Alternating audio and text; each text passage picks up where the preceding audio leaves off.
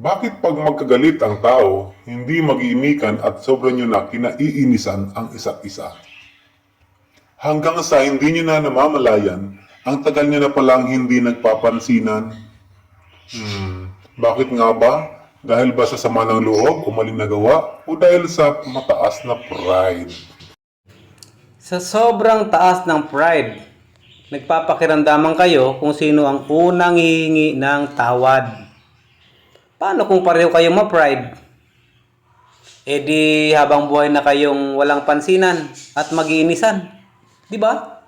Alam niyo ba ang kasabihang, it's better to lose your pride because of your love than to lose your love because of your pride? Hindi naman masama kung itapon mo muna ang pride mo para sa taong mahalaga sa'yo kaysa naman itapon mo ang pinagsamahan ninyo dahil lang sa pride mo. Wala namang masama kung mawawala kung ikaw ang unang lalapit o iimik. Ika nga, ang nagmamataas ang siyang ibinababa at ang nagpapakumbaba ang siya namang itinataas. Kaya huwag ugaliin na magkimkim ng galit. Dahil ang galit ay basura lang sa ating puso at isipan.